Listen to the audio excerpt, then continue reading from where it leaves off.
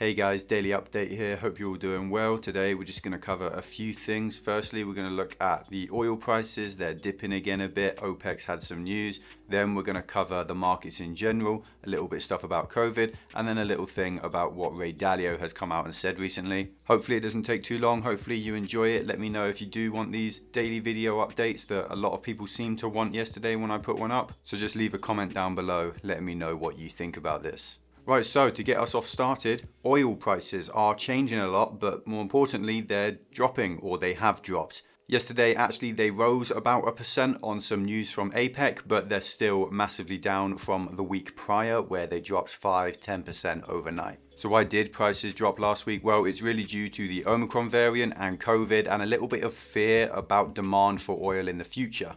The idea is that if Omicron is really serious and lockdowns start up again, well then it's quite likely that demand for oil is going to fall, and that would cause prices to fall. And so oil prices now are reacting to that potential news in advance, because oil is a commodity. It isn't just used for, shipping or creating petrol or diesel or kerosene. It's also used as a financial instrument to bet on things in the future.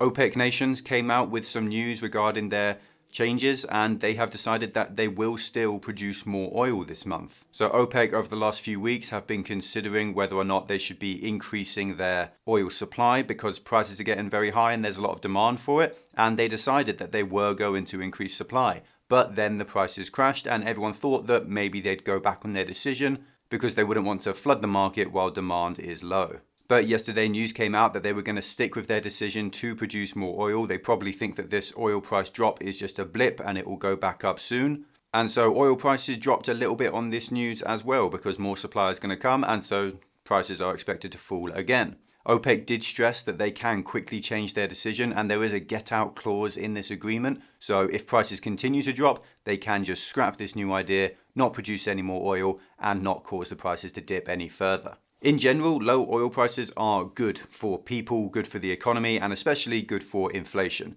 Almost everything in the economy is affected by oil prices, because almost everything has to travel from one place to another, and that usually involves shipping or trucking or trains or anything like that, and that means that oil prices influence prices of pretty much every other good in the world. Now, this oil price dip may be a little bit too late to show up on the inflation readings, the CPI data we're going to get in the US for November, but it will probably show up by 2022 if prices stay this low.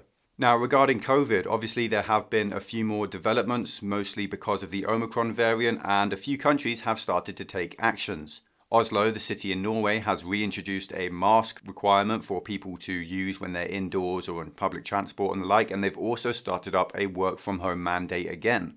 This is basically a very, very light lockdown. They're trying not to disrupt their economy too much, but they're still trying to disrupt the flow of the virus. And to be fair, that makes perfect sense. Less cases is a good thing, but not always if it comes at the expense of something else.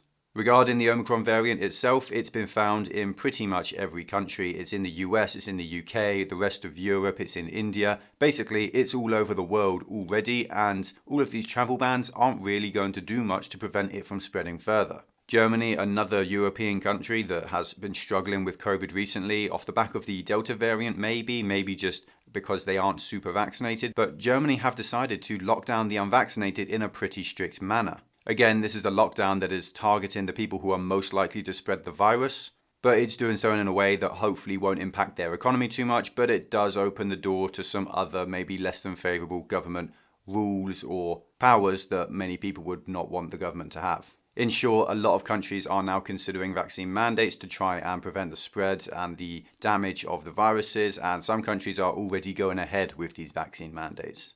Restrictions in general, again, are looking more likely in lots of places, but not every place.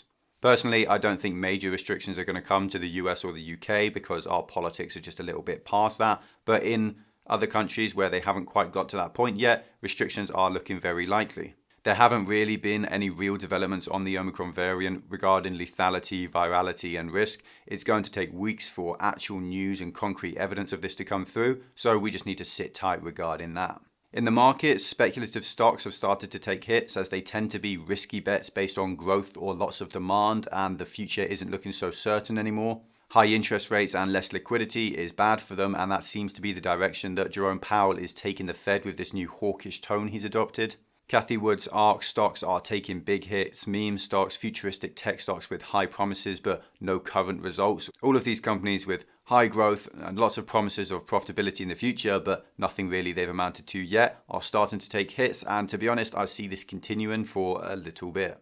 This is very similar to the dot-com bubble and how that bubble actually burst. A lot of people think that it was just an instant pop and that then the entire market crashed and within a week everything was down to 10% of its previous value, but that just isn't the case.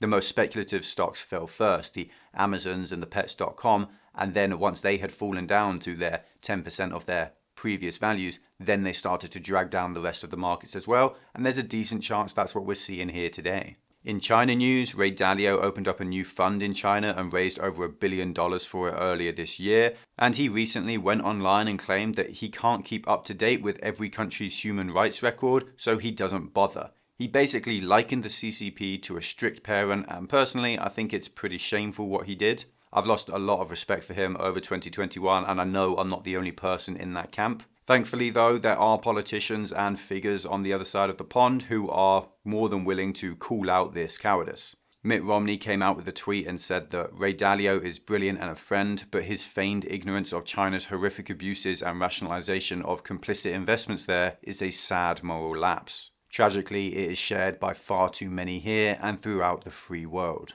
Obviously, I absolutely agree with Mitt Romney here. It's good to see him speak out and give some coverage to the issue. In my mind, the times of ignoring the threat that China posed ended with COVID and 2020. Dalio is now, in my opinion, a bit of a dinosaur and on the wrong side of history, and in a few years, when relations between the US, the West and China continue to deteriorate, he's going to find himself taking a pretty heavy hit. So that's it for the day, for the daily update. If you do like this stuff, leave a comment. I'm still not 100% sure if I'm going to do it throughout the entirety of December. Maybe just the weekdays, Monday through Friday, maybe weekends as well. I'll see how it goes. But the response so far has been huge. I've had loads of comments, loads of DMs. It's been really, really positive. So thank you all for that support.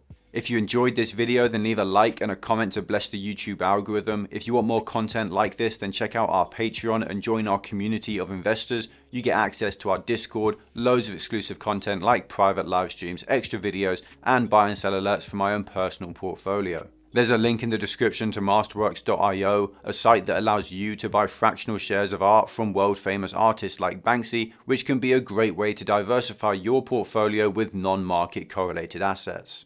There's also a link in the description to BLOCKFI, which will give you up to $250 in free Bitcoin when you use it. You can also get 9% interest on stablecoins like USD Coin, which is a far higher rate than you'll get from any savings account these days. Thank you all for the support. Thanks for watching. Stay stoic. Until next time.